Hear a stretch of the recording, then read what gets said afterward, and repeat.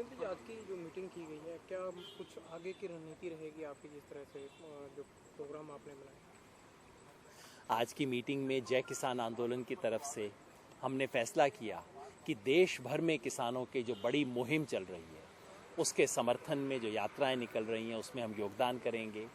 एक यात्रा हरियाणा से शुरू होके इस महीने की 31 तारीख को हरियाणा से शुरू होके 6 तारीख तक श्रीनगर जाएगी, नॉर्थ इंडिया की किसान मुक्ति यात्रा, जिसमें स्वराज अभियान की तरफ से, जय किसान आंदोलन की तरफ से हम उसमें पूरी तरह शामिल होंगे। आज की यात्रा उसकी तैयारी के लिए थी।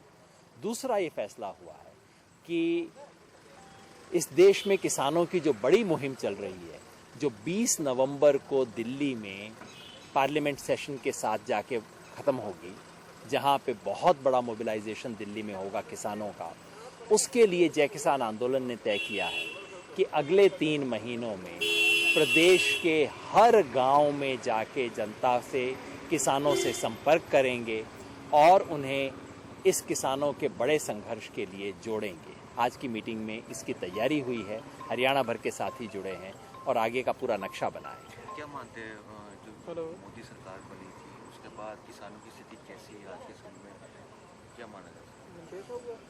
आज़ादी के बाद इस देश की हर सरकार किसान विरोधी रही है।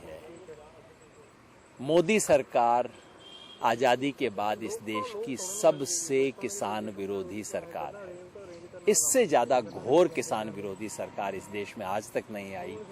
आते ही इन्होंने यूरिया की किल्लत कर दी, किसान को जो बोनस मिल रहा था वो कटवा दिया, किसान की ज़मीन छीनने की कोशिश की, सूखे में किसान का कुछ किया नहीं, वायदा किया था एमएसपी के ऊपर 50% मुनाफा देने का और कोर्ट में जाके मुकर गए।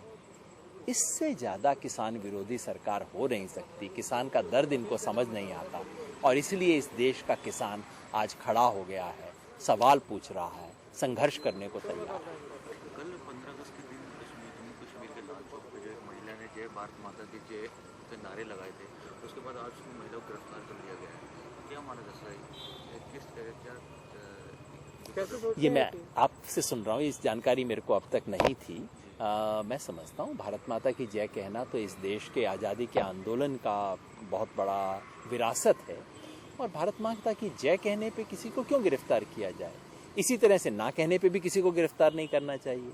इस देश की आज़ादी है, देश को अपने अलग अलग तरीक़ों से याद करने की, इस देश की गौरव गाथा गाने के अलग अलग मुहावरे हैं, सब चलते हैं, पर किसी को भी अगर भारत माता की जय कहने पे गिरफ्तार किया जाए तो ये बहुत ही अफसोसनाक चीज़ है। जिस तरह से पंजाब में कैप्टन सरकार ने जो वायदे किए थे किसानों की कर्जा मुक्ति को लेकर, उसमें काफ़ी ज़्यादा अगर देखा जाए तो हंसी भी उड़ रही है, तो किसान आत्महत्या कर रहे हैं।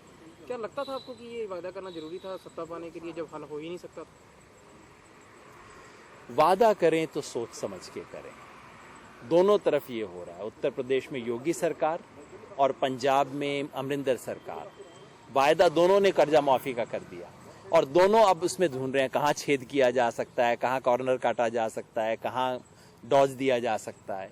ये कोई सरकार चलाने के तरीके थोड़े ही हैं। अगर आपने वायदा किया, और अमरिंदर सरकार ने तो बाकायदा लिख लिख के किसानों से फॉर्म भरवाए थे, जब आपने फॉर्म जो कह के भरवाए थे वो तो पूरा करना पड़ेगा और अगर वो पूरा नहीं किया तो किसान तो गुस्सा होगा। बात करें अगर आम आदमी पार्टी की, तो आज आम आदमी पार्टी जो है अपनी जो पहचान बनाने में काफ़ी संघर्ष जो कर रही है। अगर पंजाब की बात करें, चुनाव में पर आम आदमी पार्टी को हार का मुंह झेलना पड़ा।